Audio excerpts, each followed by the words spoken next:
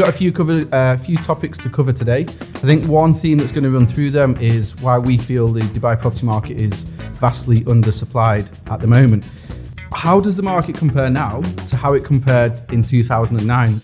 So how is sustainability affecting developers' mindset? I know we've seen a couple of launches and a lot of developers talking more about the introduction of sustainable properties. So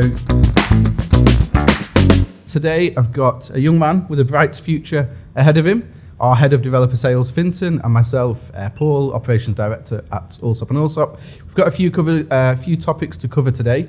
I think one theme that's going to run through them is why we feel the Dubai property market is vastly undersupplied at the moment. Coming on to the first topic, something we've been asked quite a few times recently, so we thought we'd cover it. How does the market compare now to how it compared in 2009? And the reason for that question is there seems to be a lot of global instability or global economic instability at the moment, as there was in 2008. We had the global crash, and we know what happened to the Dubai property market at the time. It was flying beforehand. The crash hit the Dubai property market. I kind of fell through a floor, really, if we're being honest. I think 50% worth of value got wiped off most properties. So Dubai at the moment, again, is in a very, very good place. If you talk to anyone, read any newspaper, the market's flying. So if there was a global economic scenario, would we see the same happen in Dubai as we did back in 2009? These are the questions we're asked. We have our opinion on it that we'll share now. I'll speak for a second or so, then ask Fintan to chip in as well. The reasons I don't think we will see a repeat of 2009, 2008, 2009 is back then, every man and his dog was looking to invest in Dubai real estate. People put their whole life savings into 2% of a property or a building or a floor with the hope that it's the age-old story. They'd queue up, they'd buy their 2% or 10%, they'd walk to the back of a queue and sell it for a 10% premium. And it was this kind of utopia where this had been going on for a little while, and people had put themselves in such a position that when the economic crisis came, all of a sudden there was no one at the back of the queue that was going to, rebuy their share of a property with a 10% premium. They'd put the whole life savings into whether it's 2, 5, 10%. At the same time, developers were selling buildings or villa communities on a desk like this. They have lots of pieces of paper in front of them. People would point, they take 10% deposit and they'd do the job, they'd sell the building out. But instead of using that money to build the building, they'd use that money to buy another plot of land. And there'd be no money in the pot to actually build the building. So this was going on as well, which was good for a period of time. But again, when the economy crashed, there was no money in the pot to build these buildings that they'd signed contracts for and they'd committed to. Mortgages at the time were 95, 99% mortgages.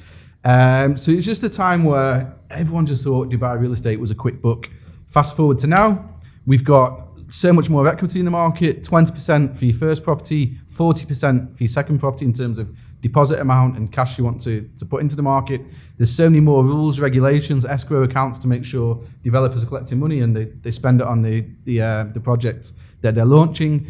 And the market's matured. The market now is a heavily end-user based market where people are moving to live and set up their lives. It's not people putting all the life savings into something to try and make a quick buck. People are really thinking about it and taking a measured approach. So I don't know if I've left you a lot of room to manoeuvre or comment there, Fintan. But you've covered an awful lot there. Yeah. But I think as well as that, Dubai real estate market with freeholds entering in for overseas people to buy was in its infancy. There wasn't a framework around it to support protections. But it wasn't just Dubai. We had our agency in Ireland back at that period of time, and there people were jumping on the bandwagon. There was people buying in Bulgaria, Turkey, places that they never heard. They had to actually go and look to a map to see where they were, but they were following the herd. So we've also got to say here is that back at that point in time, like now, we have so much data available to make really well-informed decisions. Back then, that wasn't there. It was following the crowd. It was infantile behavior. And really what people were doing with their life savings was going to like a roulette table. Yeah. Because they were going by what somebody else said, not knowing who that person was, not knowing what was happening on the ground. But since then, we've seen how Dubai has grown. Tourists are coming in here, they're seeing it firsthand. And every time they come here, and they come year after year, they see the infrastructure, they see how it's grown. Most importantly, the framework there to support investors and the protections, as you mentioned, with escrow accounts and developers only being able to take money out of that escrow account when the work has been independently certified. So I think with that infantile behavior, if you're looking to put down money for a quick flip, it carries high risk, and eventually somebody's going to get burnt somewhere along the line. But now we're looking at the two principles of investment is timing the market or time in the market. And I think a lot more people are now saying, right now Dubai offers me a sustainable rental income for that 5 to 10 year period. We're not seeing those people that are coming in saying, yeah, I'm buying now because I'm going to flip in 2 years, or I'm buying now. There's a seasoned investor is very different to the general people we see coming in and buying like this. It's true. Very true. Okay, that's topic number 1 covered. Yep. Topic number 2. There's been a lot of talk and headlines about oversupply in the market. We've been quite vocal over the last 6, 8, 9 months or so saying we think there's an undersupply, but we get hit by the same things. There's hundreds of thousands, villas and apartments handing over and being launched over the next few years. So with that in mind, why do we think that there's undersupply in the market at the moment? Well, first of all, at the period of COVID, we came out with the urban plan for 2040. So the plan for 2040 was population growth and how we were going to get to 5.8 million back in by the year 2040. At that point in time, the population was about 3.5 million. And we've spoken about this time and time again. In order to have the population at 5.8, Dubai needs houses. We can see the rents going up in certain communities. There is not, the supply on the ground is not there. So again, we have to be very careful about Dubai. There's so many segments and markets. We can't generalize. But right now, we're seeing now the blueprint for the next decade. So we know where we want to be in 2040. Dubai, the government Sheikh has announced D33. 33 is great for an Irishman saying. But we're looking there and we're seeing what are the projects being listed? What's going to be implemented? We're looking at being one of the top cities for living in the country, in the world. We're looking at a tech hub. That's well underway. Facebook last year came over here and opened up their new HQ. We're looking at being a recognized financial center in the world with the likes of Hong Kong, Singapore. So, there's the plan for 2040. It sounds very far away. Now we've brought the plan down for the next 10 years. And what we're seeing on the ground is when the projects that were launched in 2016 and 17, the market is absorbing them. And with the trajectory that Dubai is going, that supply that's being launched now will equally be absorbed on handover. Definitely. And just to add to a point that you made at the start about undersupplying prime areas. So there's 2 things in this. Obviously, we saw property prices, both on the sales and rental side, increase quite a lot last year. I know Lewis and Carl covered the annual report last week in the podcast, so I won't go on too much, but in a lot of prime areas, we saw listing amounts come down whilst demand going up, which proves your point exactly. And then in terms of available to move into properties, talking on the sales market in communities, we did a study the other day in a few of the major villa communities, and you'd have maybe 40 genuine listings online once we cut through fake listings, if we're going to be blunt and put a name on it. But you'd have maybe 3 or 4 that are vacant on transfer. And with end users at the moment who are buying in villa communities, investors aren't really buying in villa communities anymore. They want a property they can move into.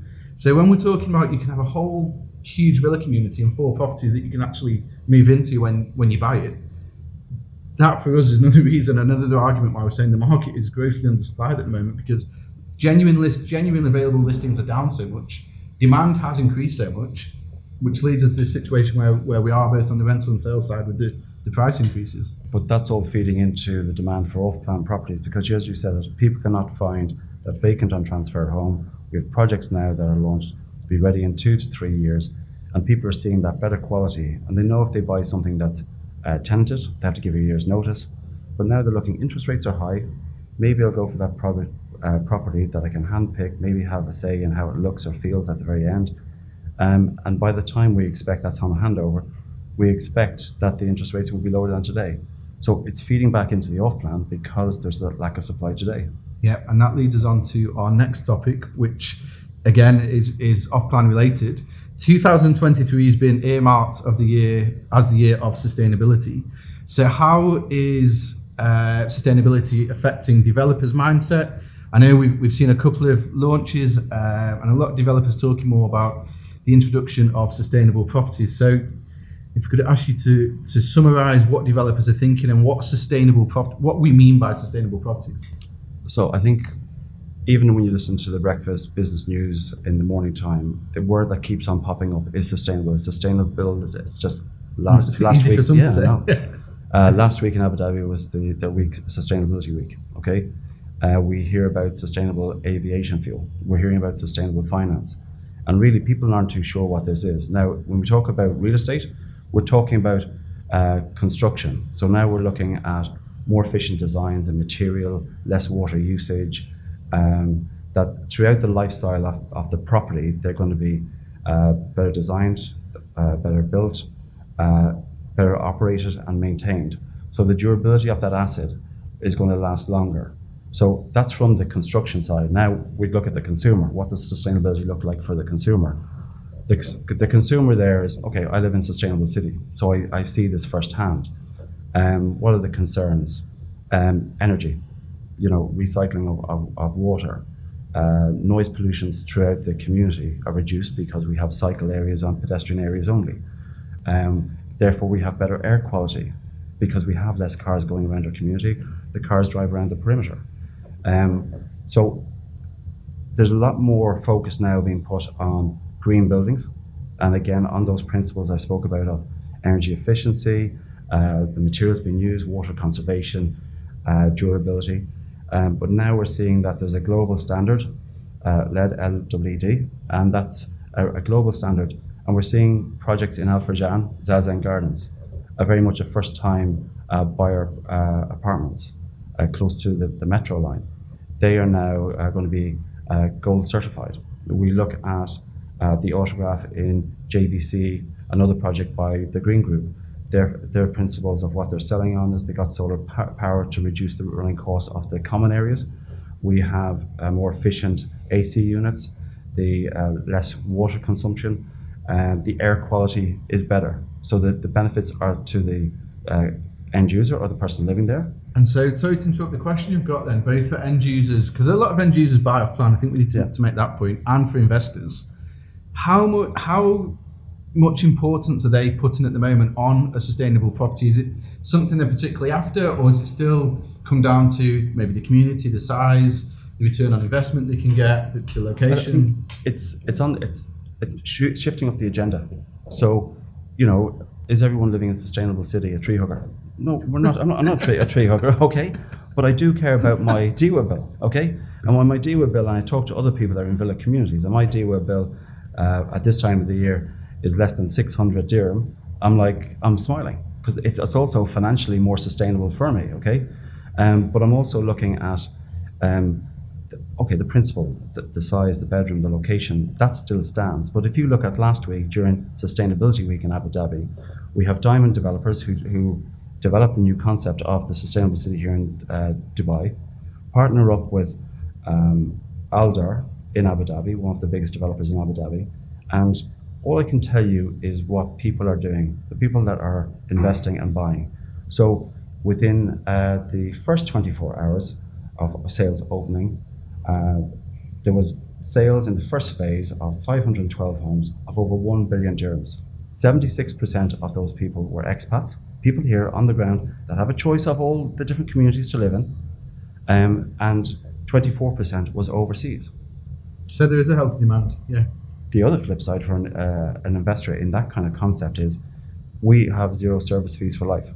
In this project, it's 5 years service fees are zero.